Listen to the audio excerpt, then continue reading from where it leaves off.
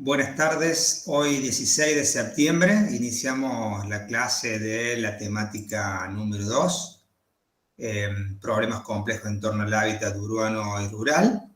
Esta clase nos invita a trabajar ciertos temas que vamos a ir profundizando en base a lo que ya vimos la primera clase. Y voy a empezar con una presentación que ya está subida al campus virtual, que la pueden ver, que es la presentación de la clase de hoy, se está subiendo.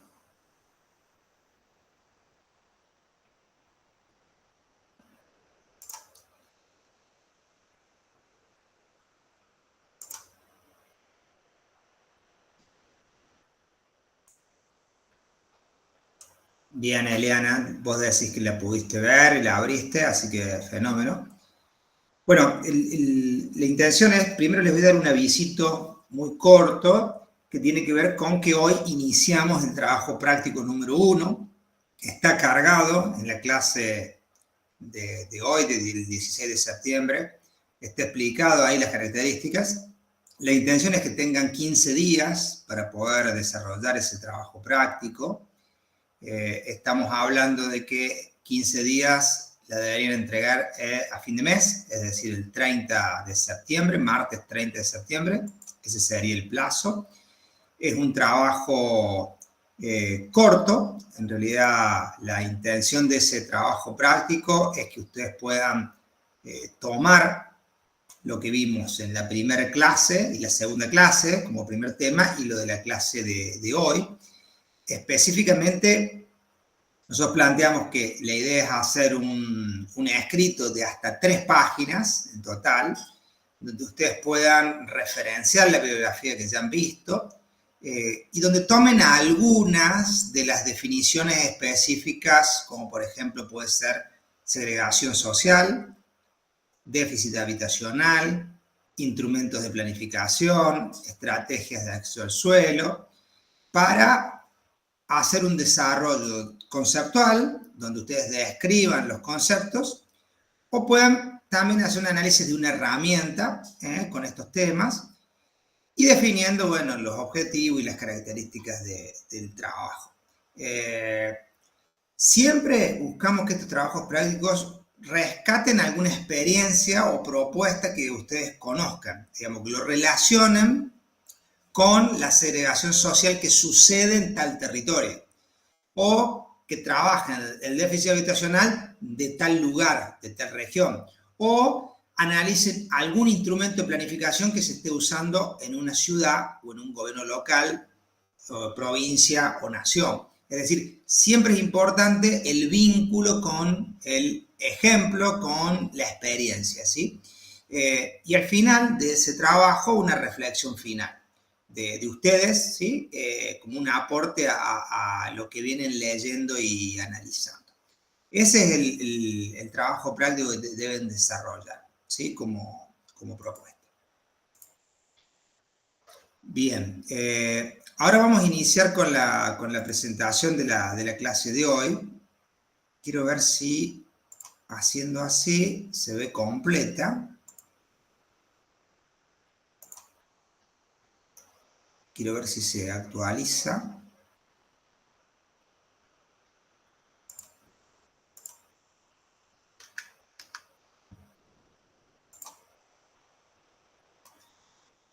Bien.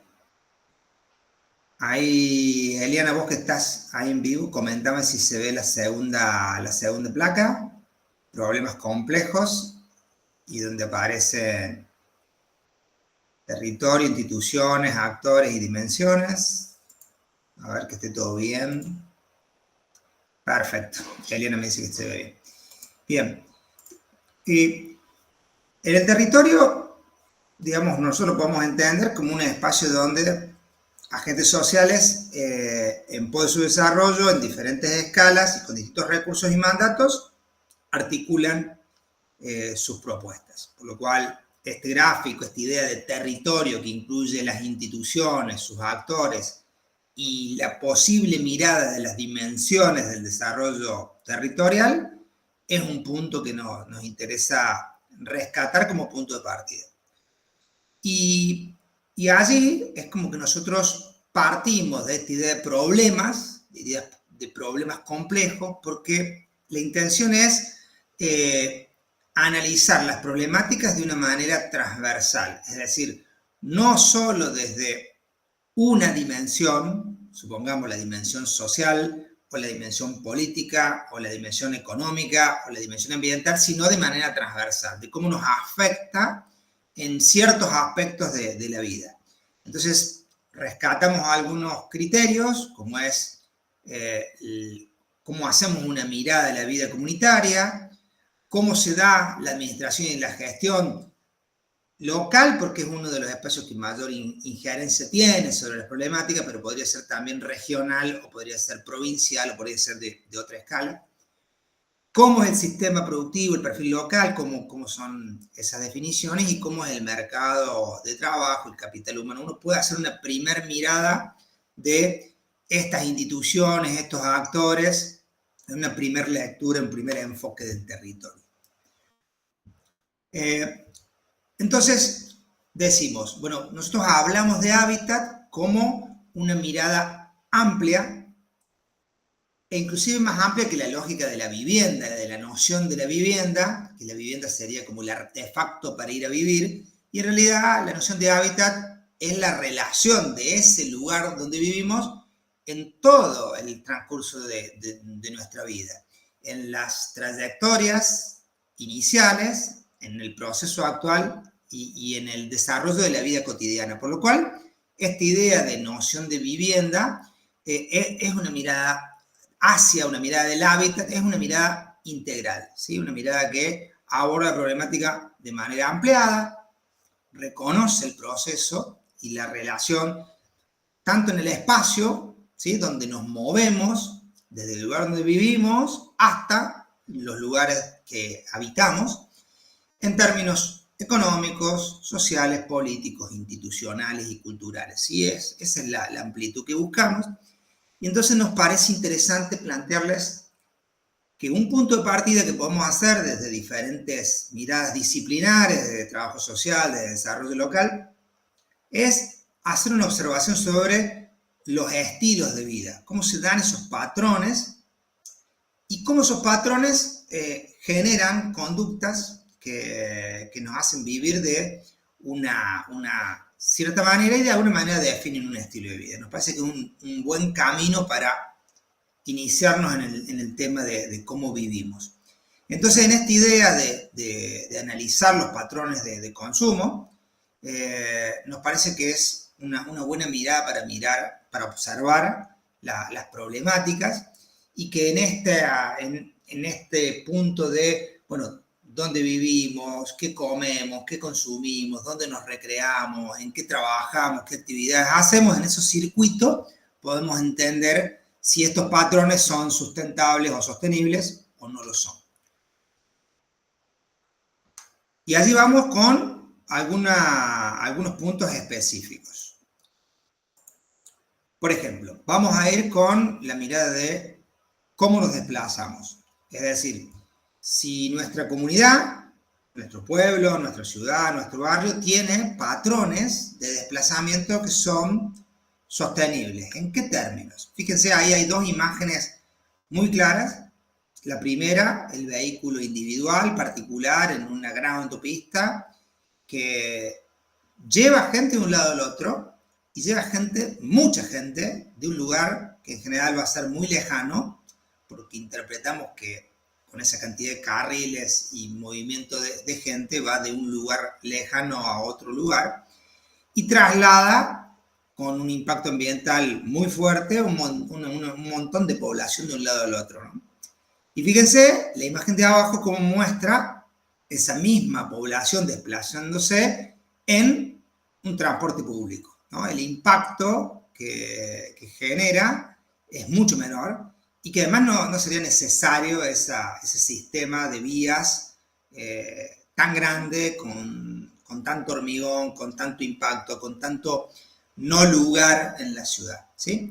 Esta imagen nos muestra un poco lo que sucede en la pirámide ese necesario cambio cultural hacia una comunidad que se desplace prioritariamente a nivel peatonal, ya sea para cualquier persona o personas con discapacidad, en segunda instancia en bicicleta, transporte automotor, transporte público como tercera instancia, luego el de cargas y al último el transporte individual. Entonces, parte de estas posibilidades de esa pirámide dependen de la ciudad, más allá de la iniciativa personal de movilizarme a nivel peatonal o a nivel de bicicleta. Tengo que tener una infraestructura, tengo que generar ciertos criterios en los carriles para que algo pueda ser peatonal, algo pueda ser para una bicicleta, cómo armo un sistema de transporte que sea eficiente y que esté de la mano de lo que necesitan los ciudadanos en cuanto a cómo se mueven en nuestra ciudad. Bueno, y otras iniciativas que pueden alentar bueno, el teletrabajo, o sea, trabajar desde casa, o realizar viajes compartidos, digamos, como algunas de las líneas que pueden llevarnos en este sentido. Las ciudades extensas que llevan población de un lado al otro, que son como una especie de mancha de aceite, generan desplazamiento de actividades valiosas, como pueden ser áreas hortícolas, quintas, zonas de producción de fruta. Se eliminan áreas verdes, se deforestan áreas, se generan zonas que no tienen la infraestructura ni la planificación adecuada, se generan no lugares, como se determinan, como son muchas veces estas grandes infraestructuras, es decir, no son lugares para estar, sino para pasar rápidamente. Y se generan nuevas zonas, más costos, más polución, más impacto en el uso de combustibles, y de alguna manera esta no ciudad genera zonas degradadas que después se van transformando en zonas contaminadas, donde puede haber basurales, donde hay baja calidad ambiental. ¿Sí? La ciudad extensa tiene múltiples efectos negativos. Vamos a pasar a la que sigue.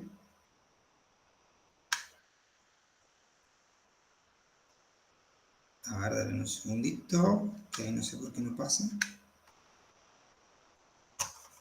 Ahí estoy esperando que me cargue.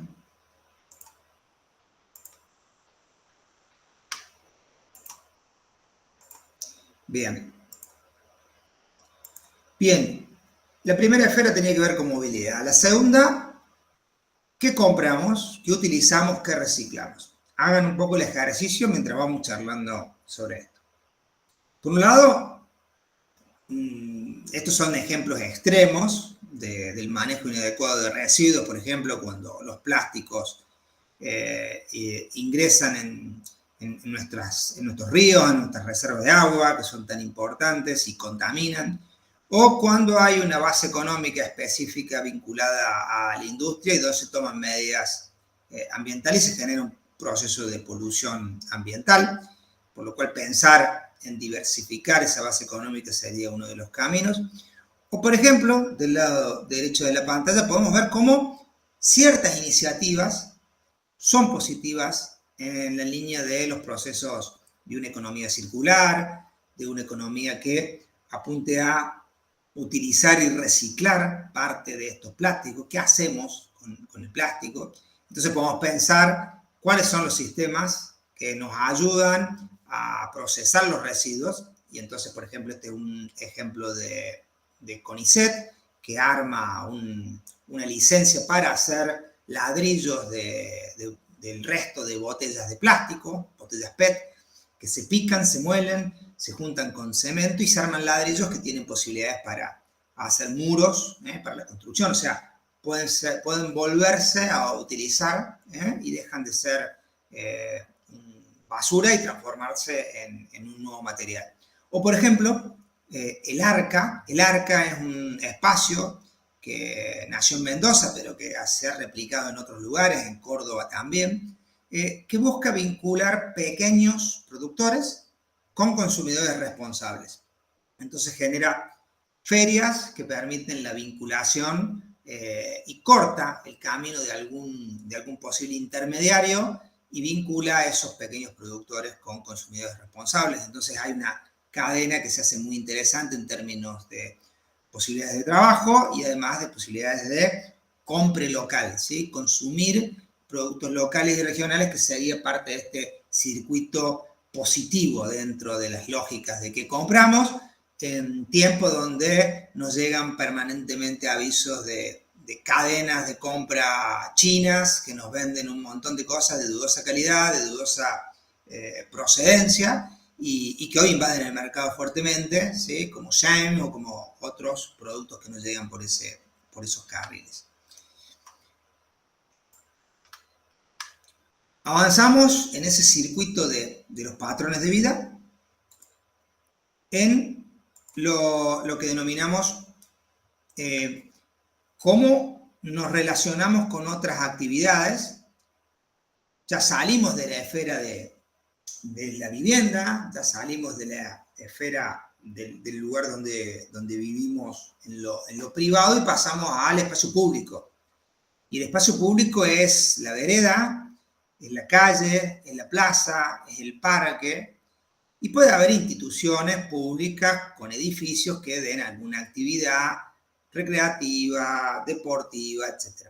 Pero me quiero concentrar ahí, en cómo es nuestro espacio público. Entonces ahí un poco nos relacionamos con el primer concepto de movilidad. ¿Cómo son estos circuitos que podemos hacer? ¿Son seguros? ¿Podemos ir a nivel peatonal y llegar a nuestras actividades de manera peatonal? ¿Las podemos hacer en bicicleta de manera segura, con senderos que nos lleven a esos lugares? Bueno, en muchos lugares no podemos o tenemos ciertas dificultades. No todos los ciudadanos tienen acceso a un circuito de espacio público que sea seguro, que sea interesante, que dé gusto recorrerlo y que nos permita vinculaciones sociales interesantes.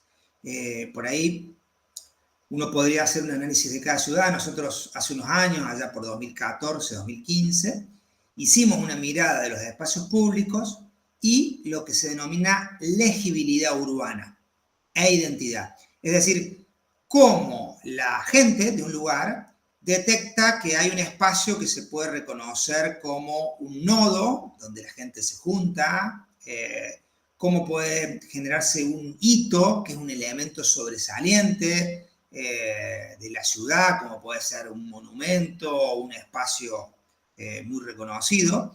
Y de alguna manera, estos lugares, por ejemplo, yo hice un estudio en varias localidades, entre ellas Villa María, Villanueva, tienen un reconocimiento. En el caso de Villanueva, por ejemplo, la plaza del centro de la ciudad, Plaza Capitán de los Andes, o el Parque Irigoyen, que está sobre el río, eran los dos elementos que la ciudadanía reconocía como un lugar que era de su identidad, que consideraban que se debían mejorar, rescatar y generar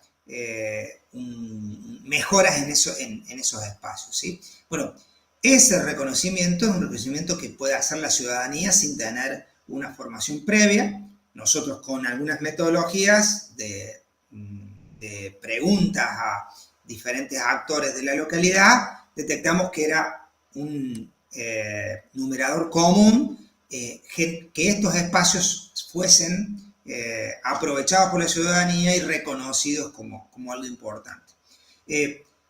Más allá de eso, de que había ciertos espacios, nos daban resultados acerca de que no había una legibilidad urbana muy clara, la ciudad no tenía circuitos de calles, de red vial interesante, había pocos nodos y pocos hitos, había poca normativa local y había alguna mejora de infraestructura, ¿sí?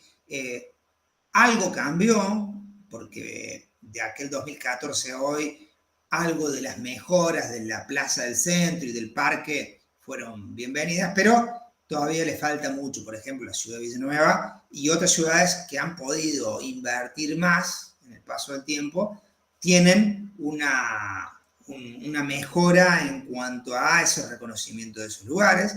También ahí les dejamos un ejemplo de los PPS, que nos pueden permitir mirar las lógicas de los espacios públicos y cómo se dan.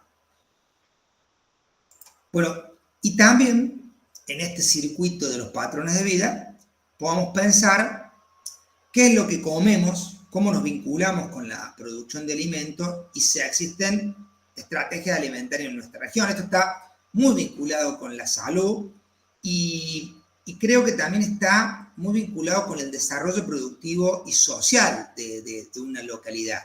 Es decir, tenemos claro que hay productos que son locales y regionales y que podrían dar una mejora sustantiva en términos de trabajo, de empleo, de marca ciudad, ¿sí? Como, no sé, cualquiera de los procesos productivos de venta de alimentos que podamos tener en un lugar y la relación de esos productos alimenticios con nuestro entorno.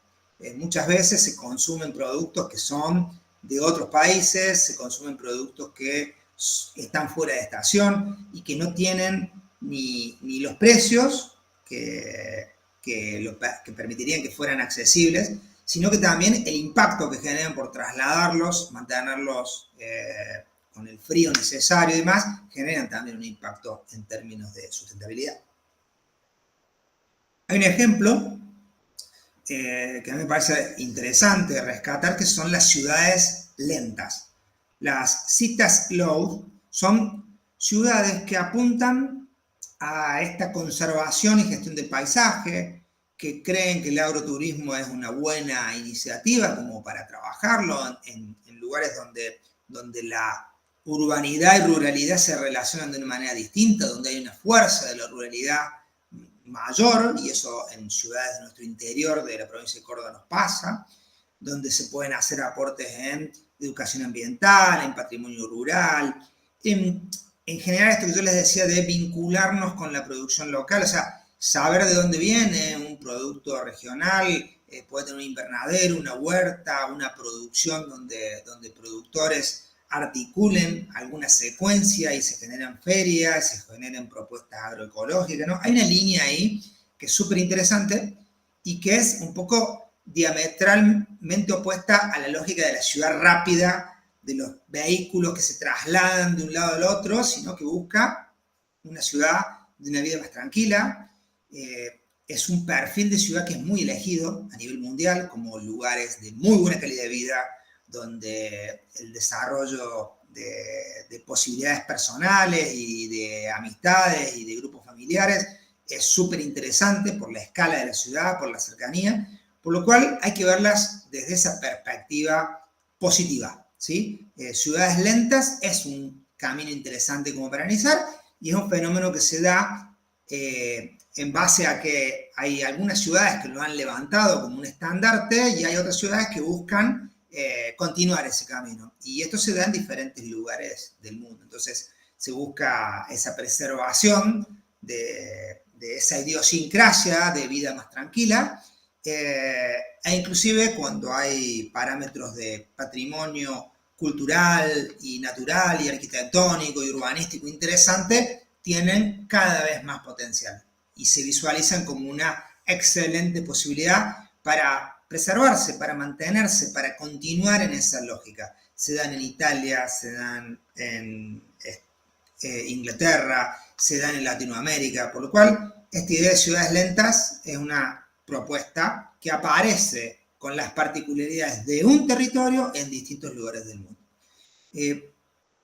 Los sistemas productivos locales también es interesante mirarlo, conectar a los actores con la red alimentaria y por último poníamos allí esta lógica de hay usos valiosos que tienen que ver con este territorio donde hay productos alimenticios, donde hay huertas, donde hay invernaderos, donde hay una producción de alimentos cerca, ¿sí? Cerquita donde estamos, entonces no necesitamos grandes traslados, sino que los tenemos frescos, que dan trabajo, que generan posibilidades de empleo y que tenés el producto muy cercano.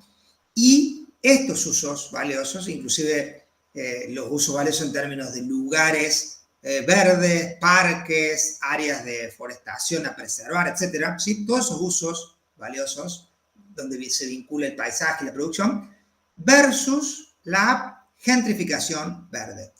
La gentrificación es un proceso de desplazamiento de ciertos sectores sociales sobre otros que no pueden quedarse en ese lugar porque son desplazados, porque el suelo, la tierra, en esos lugares cada vez vale más. Y al valer más, esas comunidades que vivían en esa semi-ruralidad o ruralidad con mezcla de parte de la urbanización, en esa periferia o en ese periurbano, son desplazados y se tienen que trasladar cada vez más lejos. Dentro de ese desplazamiento aparecen lo que se conocen como los barrios cerrados o los countries. ¿Por qué? Porque toman áreas de calidad verde, de patrimonio natural, y arman un espacio que no es público, sino que es privado, que a la vista puede ser muy interesante porque tiene forestación, tiene un área verde, tiene árboles muy lindos, tiene callecitas muy prolijas, pero es privado. Es decir, solo pueden acceder algunas personas o los que viven en ese lugar. Entonces se da una privatización del espacio. Entonces esa mirada de cómo se dan esos desplazamientos también tenemos que mirarla porque es un fenómeno que cada vez más se da en ciudades, no solo las grandes, sino también medianas y pequeñas. Bueno, y ya en este circuito, ¿sí?, de mirar problemas en la ciudad y de mirar y pensar cómo vivimos, dónde vivimos, cómo es nuestro pueblo, cómo es nuestra ciudad, un primer paso para poder hacerlo es analizar cómo se han dado los procesos de crecimiento en nuestra ciudad, en nuestro pueblo. Básicamente, no voy a ahondar en especificar cada uno de estos 4 conceptos que son expansión, consolidación, densificación y renovación, pero quiero que lo conozcan. Por ahí el equipo de estudiantes de desarrollo lo puede conocer un poquito más, trabajo social un poco menos, pero ¿qué es lo que quiero que interpretemos? El proceso de expansión, si ustedes miran ahí, ese es un mapa, en realidad es un plano de la ciudad de Villa María. Lo que está en color gris oscuro es la zona urbana. Cuando yo digo zona urbana, digo zona que tiene calles y que tiene actividades. O sea, está construida. La ciudad construida es la que está en gris oscuro. La ciudad de manchas amarillas sería la ciudad de expansión. Es decir, era suelo rural y pasó a ser suelo urbano. O sea, era un campo que podía tener actividad o no podía tener actividad, podía tener una hortícola, podía tener una actividad productiva, podía tener un tambo, podía tener alguna de las actividades rurales, una ladrillera, etc. Y en ese lugar la ciudad se expandió. Y al expandirse cambia el uso, deja de ser rural y pasa a ser urbano. Si ustedes se fijan en ese proceso de expansión, a veces la expansión es inmediata a la mancha urbana y a veces es aislada, ¿sí? Por ejemplo, allí se ve el proceso que se ha dado en la ruta 158 hacia el norte de Villa María. Sobre una ruta empiezan a aparecer fragmentos que son nuevos barrios que quedan entre medio de la ruralidad. Y genera esta lógica de que esa avenida, esa ruta te va a trasladar y va a generar ese vínculo y esa movilidad, ¿sí? El tema es que cuando sucede esto, cuando se dan estos procesos de expansión, ¿qué pasa con ese barrio en relación a la ruralidad que está inmersa? Puede tener esas otras actividades productivas y pueden darse incompatibilidades entre un uso, que en muchos de los casos es de vivienda residencial, con usos productivos, un tambo, un criadero de animales, gallinas. Es decir, allí empieza a haber alguna lógica de incompatibilidad por estar inmediatos, por estar justapuestos, porque muchas veces se van dando en procesos, en este caso era un proceso de 14 años, entre una imagen satelital y la que siguió y que nos permitió hacer este análisis, y que son procesos que se dan en general en muchas de nuestras ciudades. Esa transformación de los ejidos urbanos, donde la urbanidad moviliza y va comiendo suelo de esa ruralidad, de esas actividades, y cuando la actividad urbana coloniza, genera esta definición de que a partir de ahí ya es urbana. Ya es muy difícil, usted imagínense, hacen un barrio, no van a ir hacia atrás y van a Sacar las calles, sacar las casas, sacar la red eléctrica, sacar la cloaca, ya es urbana. Cuando se transformó en urbana, no vuelve atrás. Bien, esto es el proceso de expansión. En el caso del proceso de consolidación, es cuando aparecen construcciones nuevas, se puede dar un área central o pericentral, y van cambiando, se van renovando, de las casas que supongamos, o de las propiedades que tenían 150 años, 120 años, 80 años, 50 años, se demuelen o se cambian de parte y se vuelve a construir.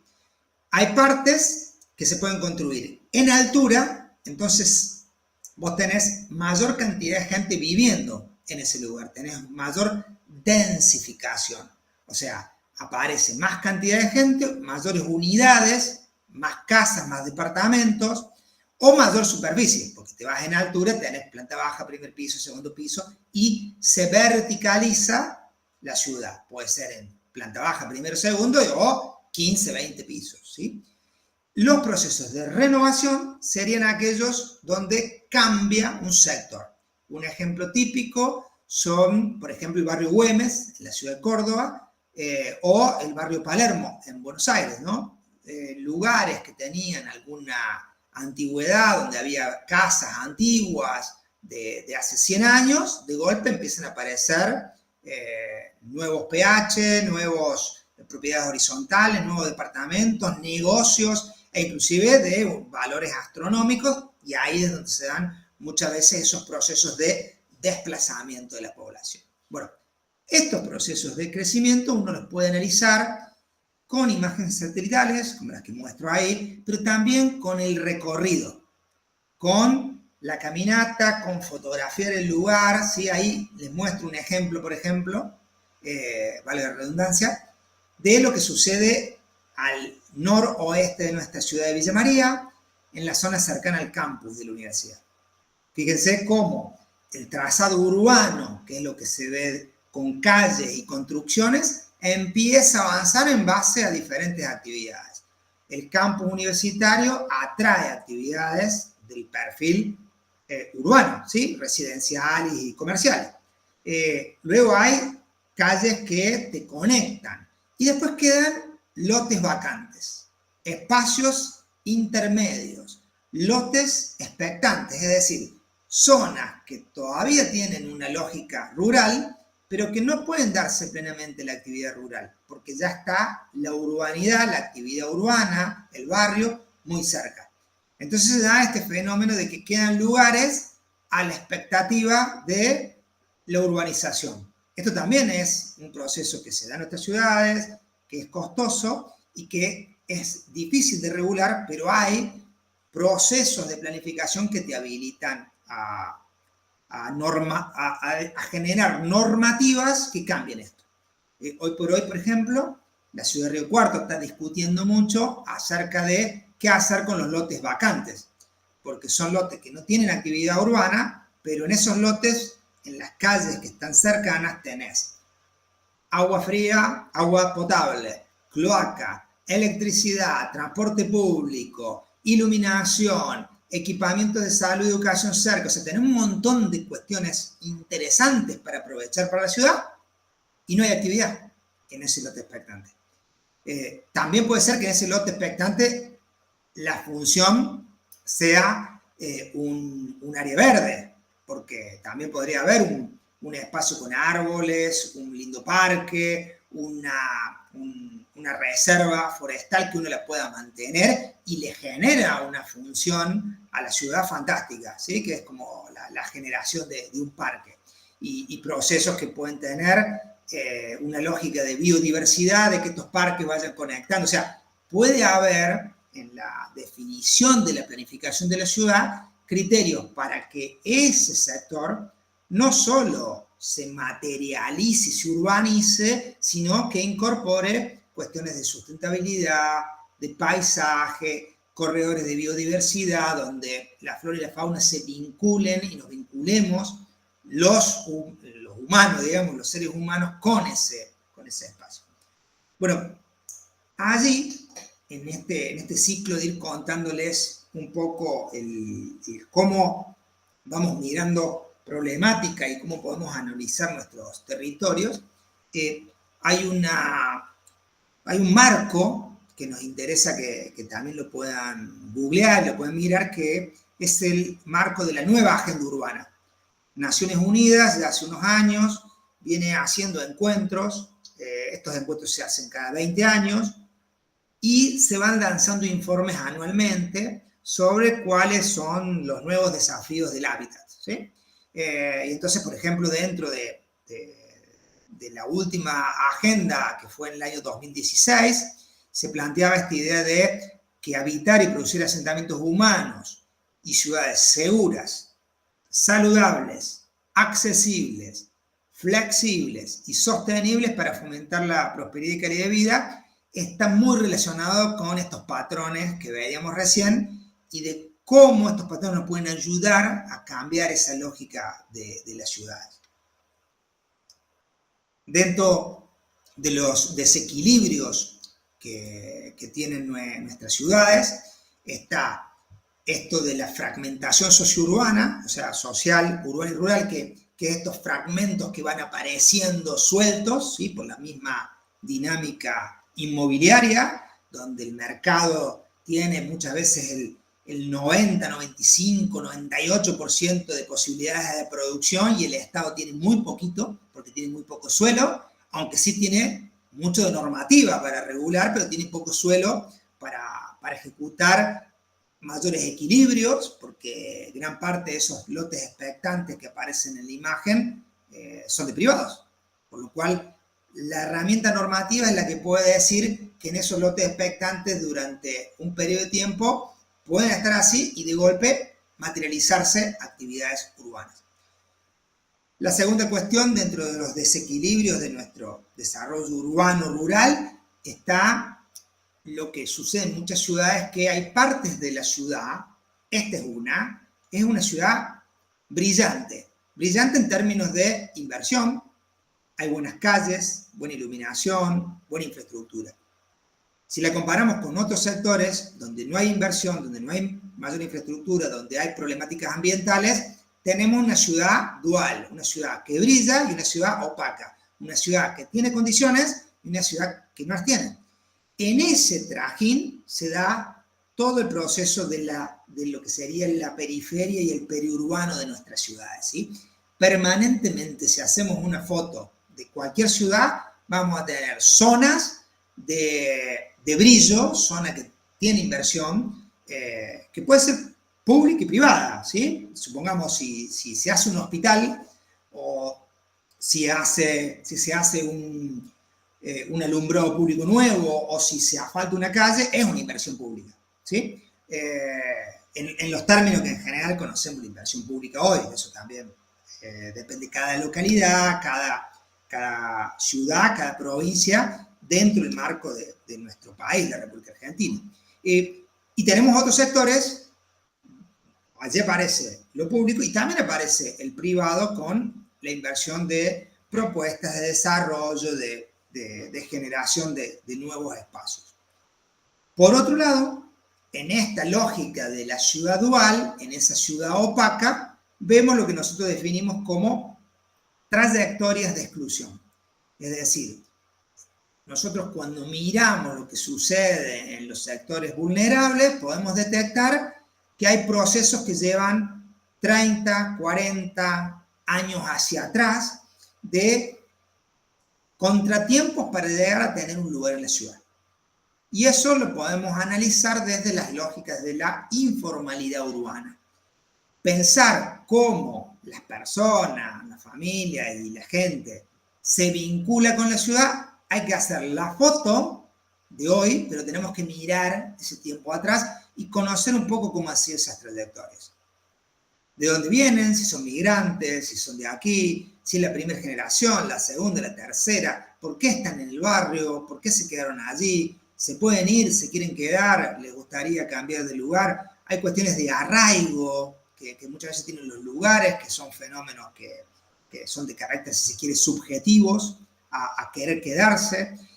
Hay muchas trayectorias que tienen que ver con una familia y el grupo cercano, los hijos que se quedan, las familias ensambladas y nuevas familias, los compatriotas que invitan a otros compatriotas a compartir un lugar. Bueno, y allí se dan ciertas trayectorias. Leerlas en términos sociales y, si se quiere, antropológicos, también es un camino para ver qué pasa en el territorio. Es decir, me voy de la satelital y paso a caminar el barrio y ver esas cuestiones, ¿sí? Seguramente allí quienes están en trabajo social pueden entender un poco mejor esos procesos, de cómo te acercas a las vivencias de quien vive, quien está, quien habita un territorio.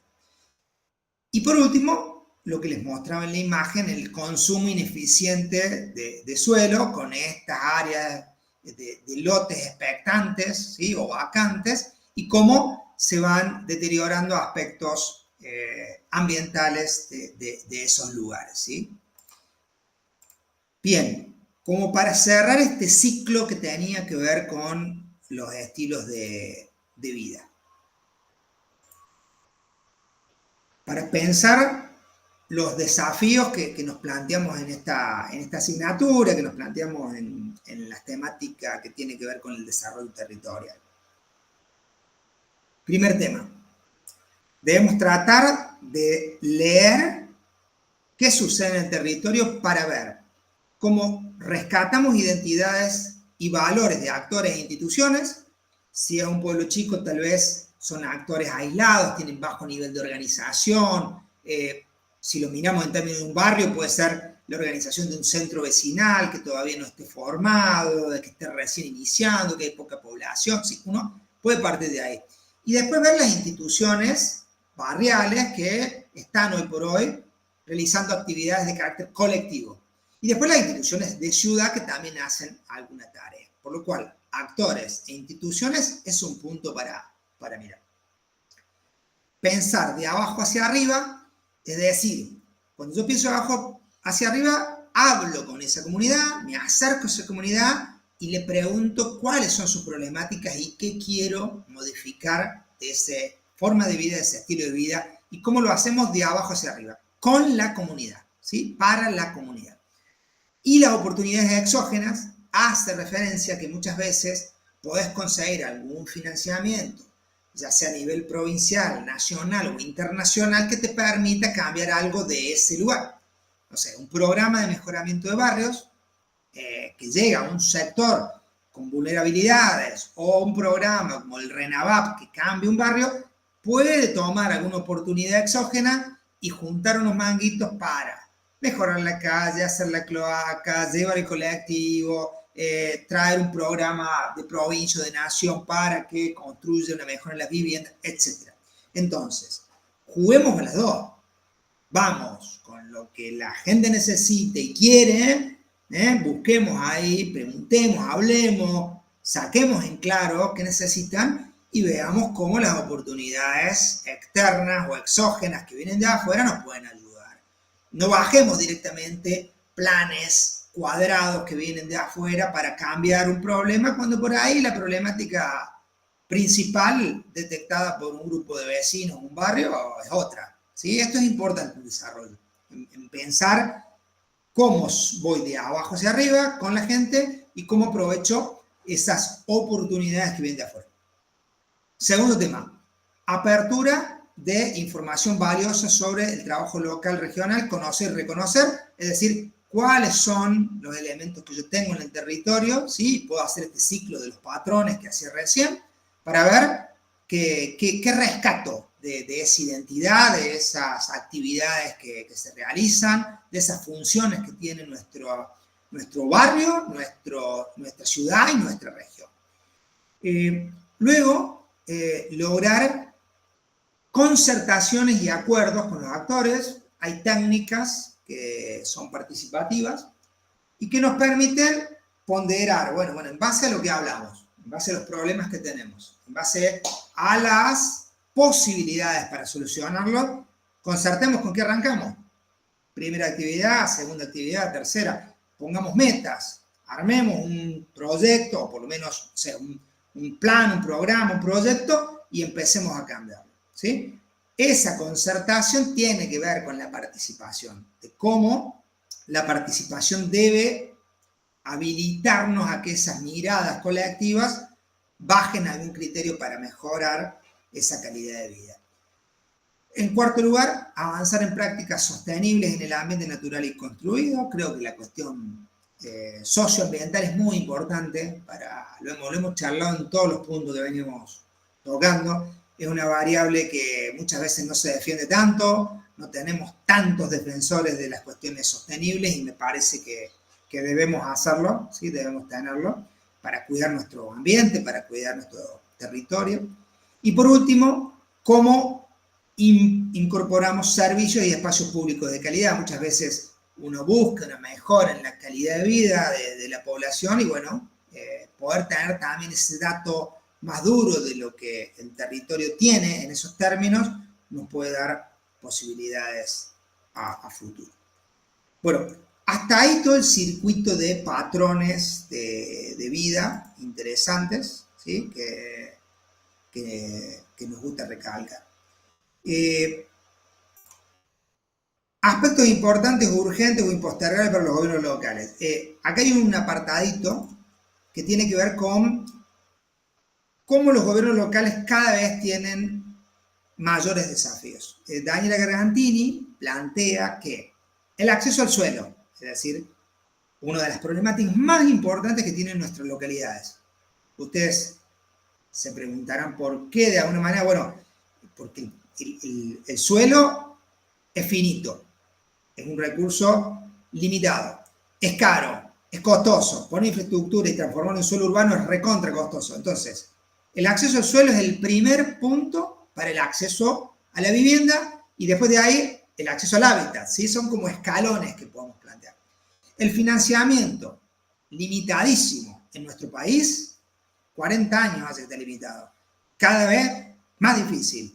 Costos de la construcción, ni les digo, hoy tenemos el costo más caro de la construcción en los últimos 30 años. Carísimo. Valor en dólares imposibles. Hace que cada vez sea más difícil construir si no tenés un financiamiento. Podés comprar un par de ladrillos, imagínate el tiempo que te llevaría construir algo.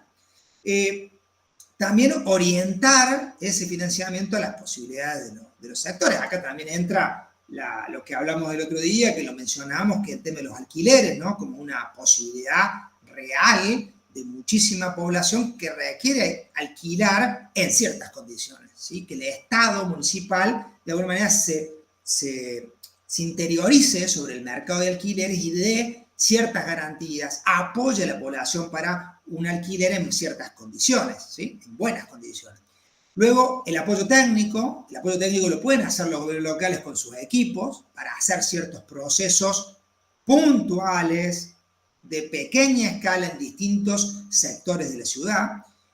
Buscar dimensiones sociales, económicas, ambientales con abordajes no homogéneos, o sea, uno cuando abre la cuestión del hábitat tiene que abrir el abanico de posibilidades para abordar en función de la población, de sus pautas culturales, de los actores, de cómo se dan distintos niveles de participación en un barrio diferente al otro. Hay que tener datos, es decir, hay que tener datos de lo que sucede en ese territorio. Y bueno, estos son parte de los enormes desafíos que plantea Gargantini en los programas sociohabitacionales o los programas que tienen que ver con el hábitat en términos generales. Y este esquema de los planos de actuación en relación a lo informático nos parece súper interesante. Está el soporte físico, es decir, la infraestructura y los servicios que tenemos, que sería como el hardware, la parte dura, que podemos analizar los arquitectos, los ingenieros y que bajamos el dato. El otro día le mostramos cómo IDECOR muestra planos o mapas de ciudades y condiciones, ¿sí? Ese podría ser como el punto del primer elemento como para tener. Luego está el soporte inmaterial y cualitativo. Yo recién les decía, cuando ustedes tienen que pensar las trayectorias de las personas en el territorio, bueno, están apuntando a mirar eso cualitativo, es decir, cómo ve esa población, ese territorio, el arraigo que tiene, el vínculo que tiene con ese lugar.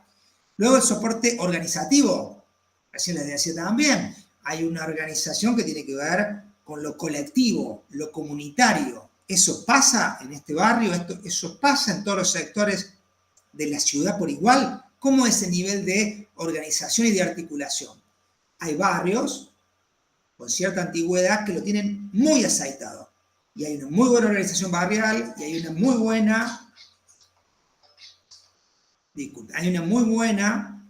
movida de estos sectores, de lo que sería, digamos, un centro vecinal y una organización vecinal, y que hace rifa, genera fondos, hace eventos, pone propuestas, participa, se acerca al gobierno local y genera muchos cambios, ¿sí? A partir de su propuesta y su participación.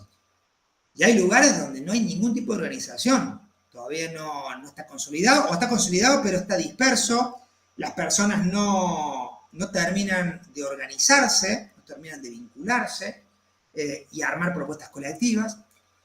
Y en el quinto lugar estarían lo que sería el soporte financiero, es decir, de dónde se obtienen estos recursos como para hacer procesos que cambien esa situación urbana. Y después la sostenibilidad, o sea, si uno cruza todos los planos de actuación, así debería ser, uno tendría del plano tradicional, que sería el plano de lo físico-espacial, a los nuevos planos de actuación o los planos que ya son innegables, lo debemos tener para pensar cualquier ciudad. Es decir, un punto de partida fundamental para pensar necesidades y pensar capacidades. Cuando digo necesidades, digo, ¿qué te falta? Cuando digo capacidades es, ¿qué podés hacer vos para cambiar esta realidad? Indagar esas dos cosas es súper importante. Yo miro las problemáticas y cuáles son los pendientes, lo puedo hacer en términos de todos los planos de actuación. Te falta cloaca, te falta agua, te falta organización vecinal, te falta capacidad financiera, te falta nivel de organización, te falta definir roles para modificar cuestiones del hábitat, etcétera, etcétera. Miro ahí y miro qué capacidades tiene esa población, ese barrio, esa comunidad para cambiar. Hemos detectado, cuando hacemos encuestas preguntando las dos cosas, que hay sectores que no están preparados para un desarrollo de gestión autónoma del hábitat, sino que tienen que empezar con la organización vecinal. Necesitas un año de trabajo para organizar a los vecinos, pensar colectivamente, generar acuerdos, empezar a vincularte y tal vez la escala de lo que hagas de ese proceso para mejorar condiciones sociales, ambientales, humanas, apuntadas a los niños y jóvenes, apuntadas a la producción y al empleo, lo que sea. Tenés que empezar con un primer camino. No podés lanzar programas todos iguales para toda la ciudad, sino que tenés que detectar en qué barrio tenés ciertas condiciones para avanzar en las líneas que tienen que ver con la mejora del hábitat, ¿sí? Bueno, y en ese camino está esta idea de las intensidades de actuación, ¿sí? No en todos los lugares podemos trabajar en la misma intensidad. Bueno, este cuadrito es un cuadrito que tiene que ver con uno de los primeros puntos que yo les mencionaba, que es el acceso al suelo. En más de 28 grandes aglomerados urbanos de Argentina, hace unos años se definían que los principales problemas para acceder al suelo tenían que ver con, es un recurso crítico y escaso, ¿sí? Porque es finito, vos tenés contadas las hectáreas que tenés en un ejido urbano y no podés ampliarlas, son las que tenés. Segundo lugar, el precio cada vez más alto porque están valores en dólares, porque el mercado está prácticamente en manos de privados, hay muy poco suelo público. Es muy costoso dar la infraestructura, ¿sí? Cuando digo infraestructura me refiero a agua, cloaca, gas, energía, alumbrado público, etc. Y por último, la intervención del Estado, ya sea nacional, provincial o municipal, es limitada. Llega tarde y poquito. Entonces, con esos aspectos, ¿qué es lo que sucede? Bueno, busquemos a ver de qué manera salimos desde ahí. Bueno, dentro de las iniciativas a nivel local, está esta idea de ampliar el stock de suelo, ¿sí? Tener más cantidad de suelo. Está buenísimo que un gobierno local pueda comprar suelo para tener suelo propio y poder hacer programas de acceso al suelo para personas con cierto nivel socioeconómico o para algún emprendimiento de infraestructura o para alguna propuesta en algún sector de la ciudad nueva. Segundo lugar, lograr precios asequibles, es decir, que puedan ser pagados, ¿sí? que permita definir posibilidades que no impacten lo que las personas tienen que invertir para lograr el suelo.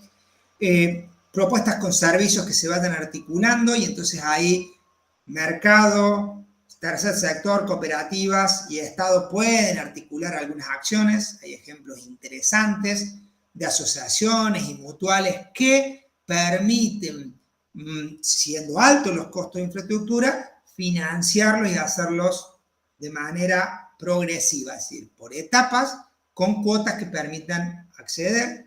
Y por último, políticas urbanas o instrumentos de gestión de suelo y vivienda que, por ejemplo, movilicen ese suelo expectante o vacante, normativas que te permitan generar programas y proyectos específicos para acceso al suelo, acceso a la vivienda. Ahí hay que ampliar, ¿sí? Ampliar políticas. Y por último, pensar, bueno, qué es lo que sucede cuando en el primer renglón, cuando tenés un recurso que es crítico y no tenés buenas iniciativas, y el camino va a ser hacia el hábitat informal y hacia la precariedad.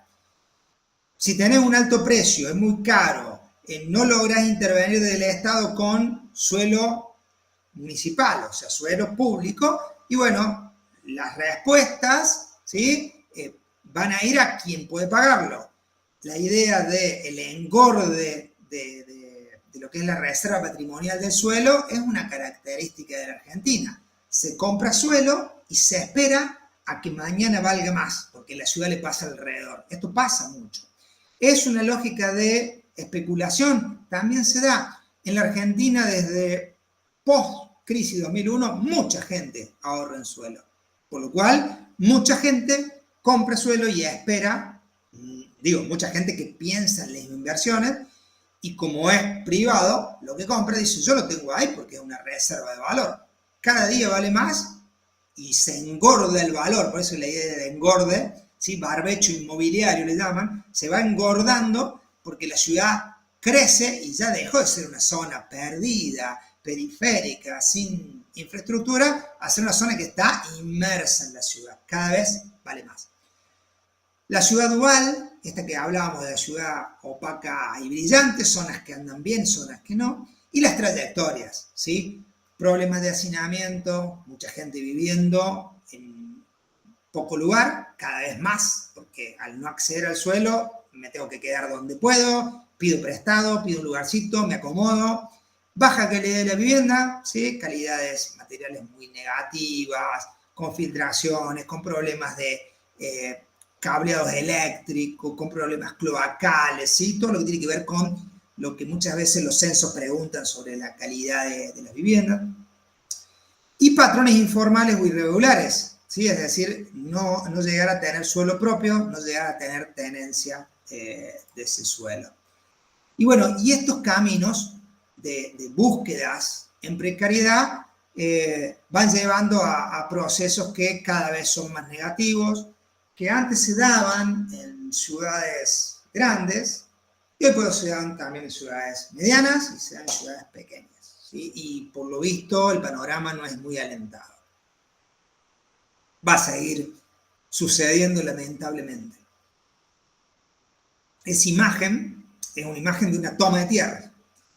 Dentro de estos caminos alternativos y este perfil de lo informal y irregular tenemos cohabitación, que es cuando se construye en un mismo lote dos hogares. Puede pasar que alguien construya en el mismo lote una pieza, puede construir adelante, puede construir al costado, puede construir arriba. A veces se da una renta informal, es un alquiler, se pide un alquiler, no está registrado, puede haber un acuerdo comercial o puede haber la idea de compartir el lugar porque es un familiar, es un compatriota, etc. Alquiler en precariedad, otro fenómeno, cuando la calidad del lugar, como una pensión, que por ahí tiene un baño compartido, o una habitación sin baño, o cierta precariedad, no existen contratos, hay una gran dificultad a que queden registrados, tiene malas condiciones, es decir, el Estado como que no está metido, el gobierno local, y la gente va buscando un lugar dentro de las posibilidades que se le ofrecen. En tercer lugar, los procesos informales, ocupación o toma de tierra en la foto. Sobre un área rural se hace con una acampe y se empieza a buscar la apertura de calles para luego consolidar. Es un reclamo que muchas veces tiene una lógica de impacto mediático y en otros casos busca mayor profundidad, sobre todo cuando la tierra es del Estado. A veces hay un terreno fiscal cerca del ferrocarril, en un área de una fábrica abandonada, en un sector que está en manos de nación o de provincia, y allí puede haber un asentamiento. A veces en ese lugar hay algún tramo o terreno privado, y entonces aparecen los famosos desalojos, ¿sí? Intervienen fiscales, la policía, hay todo un movimiento al respecto, y este proceso, ¿sí?, de ocupación de tierra termina en procesos muy negativos de desalojo forzado de las personas que se instalan, en muchos casos. En cuarto lugar, los asentamientos informales o villas de emergencia, que es un proceso similar, pero que en vez de ser colectivo, en general inicia más bien individual, tal vez con algún chaperío, alguna usurpación individual, se suma a los pocos días otro, hay menos organización, si se quiere, a nivel colectivo, y se da un enclave que con el paso del tiempo podemos llegar a lo que es la Villa 31, que tiene 4 o 5 pisos de altura, porque está ubicado en un sector que está muy cerca del trabajo, de los sistemas de transporte, y que ha tenido muchas intervenciones del Estado para mejorarlo. Lo marco Villa 31 como uno de los ejemplos de asentamientos o villa de emergencia típica de la Argentina. Y por último, los loteos ilegales es cuando hay un proceso clandestino, o sea, hay un inmobiliario privado que engaña, un agente de mercado que engaña a la persona y le vende un terreno que no es de él, ¿sí? Y vende un loteo o vende un par de lotes o un par de terrenos, y la persona queda pagando cuotas en un lugar que no es de él, se asienta y bueno, y empieza todo un conflicto. Estos 5 son los caminos irregulares o informales que muchas veces detectamos en la ciudad. Uno, al mirar una ciudad, podría identificar, es difícil porque a veces el único camino que tenés para averiguar esto es la encuesta o una entrevista. Necesitáis mucha información que las personas no dan, ¿sí? Hablar de tenencia de suelo, si hay algún documento, algún papel que diga que ese terreno es de la persona, es muy difícil que te lo den, hay mucha desconfianza, por supuesto, porque el miedo al desalojo, el miedo al desplazamiento existe, pero, digamos, serían los caminos alternativos irregulares que nosotros tenemos habitualmente en la Argentina y en nuestra provincia de Córdoba. Bueno, y dentro de estas inequidades y desigualdades, donde aparece una foto de cómo son las casillas en una toma de tierra, está esta informalidad, que es un problema macroeconómico que vincula la falta de empleo, la baja salarial, el empobrecimiento, la falta de políticas de Estado para cubrir toda esa demanda, la comercialización, el consumo del suelo, el propio funcionamiento del mercado de tierra y la vivienda, o sea, múltiples factores sumados a lo que yo les decía de los costos del suelo y los costos de la construcción, que van haciendo que la informalidad urbana ya sea una característica latente en muchas ciudades medianas y pequeñas. Dentro de los buenos ejemplos, porque siempre apuntamos a mostrar algunas cuestiones positivas, tenemos iniciativas que se han dado tanto en Argentina como en Chile, de propuestas de hábitat colectivo, que permiten, donde esa que ustedes ven de Chile se llama, el equipo que la desarrolló se llama Elemental. Elemental desarrolla una estructura antisísmica para los sismos de Chile, que después puede ser completada por la persona que se va a vivir ahí. Entonces la parte gris de la vivienda es la parte dura, es la parte sismo resistente, es la parte que tiene el agua, la cloaca, el gas, las aberturas. Le ponen una escalera y después la familia progresivamente le va construyendo una habitación, otra habitación, le pone un color, le pone otras aberturas que consiguió y terminan teniendo una configuración muy particular, estos barrios, y lo que han logrado es que la gente prefiera vivir en lugares que son un poco más chicos en cuanto a la escala de la vivienda, pero un poco más cerca. Han buscado que el suelo esté más cerca de las áreas pericentrales.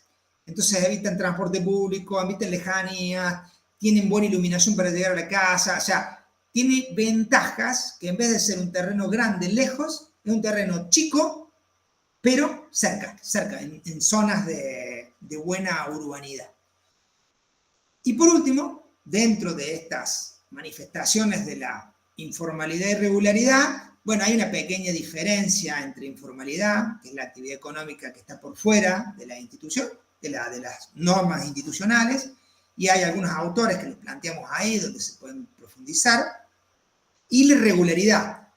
En nuestras ciudades hay muchísima irregularidad, ¿sí? Porque hay un montón de propuestas de nuevos loteos, de nuevas definiciones de la urbanidad que no están en condiciones de estar aprobadas porque no cumplimentan alguna de las normas, ¿sí? Esa es la diferencia.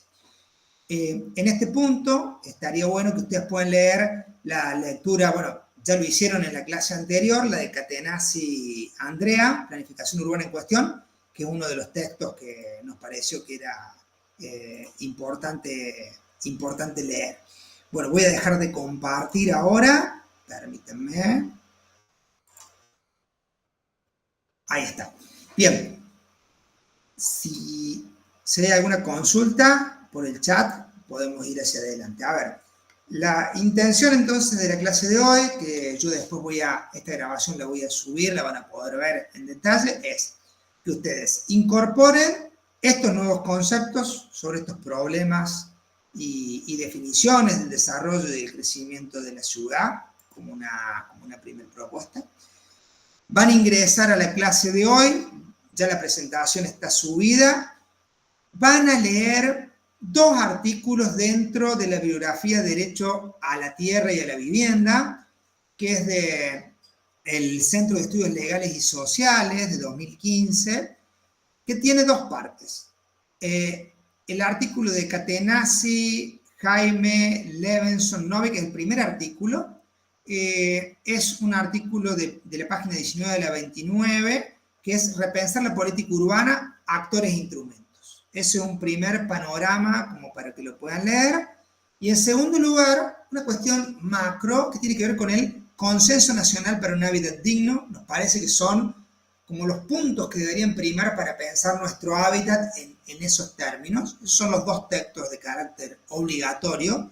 Están en el mismo artículo en páginas diferentes, ¿sí? Nos interesa que lo lean y después de leer eso avancen con el trabajo práctico. El trabajo práctico, que recuerden que tiene que ser individual y tiene que tener hasta 3 páginas donde ustedes desarrollan un tema. Pueden tomar aspectos que yo les he comentado en la clase de hoy y pueden tomar aspectos que tienen que ver con estos artículos, ¿sí? Tienen que mencionar esa bibliografía, por eso es tan importante. Pueden también hacer referencia a algo de la bibliografía de la clase anterior. ¿Se acuerdan que en la clase anterior habíamos tenido 2 artículos? Uno era de Eduardo Resse, la situación actual de la gestión urbana y la agenda de las ciudades de Argentina, que cuenta un poco los procesos de la gestión urbana, como se han dado en nuestro país, y algunas conceptualizaciones que nosotros también armamos de casos que vivimos acá en nuestra región. Bueno, hasta allí es la clase de hoy. Vamos a cerrar aquí. La intención es que ustedes puedan preparar este práctico, ¿sí? Pueden hacer estas lecturas, repasar el material de la clase de hoy y avanzar como para ver ya si la semana que viene quieren estar presentando el práctico, bienvenido sea, ¿sí? Y vamos a tener, recuerden, para el trabajo práctico, 15 días. Nosotros ya la idea es que puedan desarrollar esto y nos volvemos a encontrar el 30 de septiembre, ¿sí? Donde vamos a volver a vincularnos a los temas que veníamos trabajando y vamos a indagar un poco más fuerte en instrumentos para la gestión local de tanto del suelo urbano como la vivienda. Así vamos a avanzar con ciertos instrumentos para la gestión urbana. Bueno, hasta aquí llega la clase. Si hay alguna consultita, Eliana, adelante, si no vamos cerrando. Bueno, muchas gracias, nos vemos prontito. Chao, chao.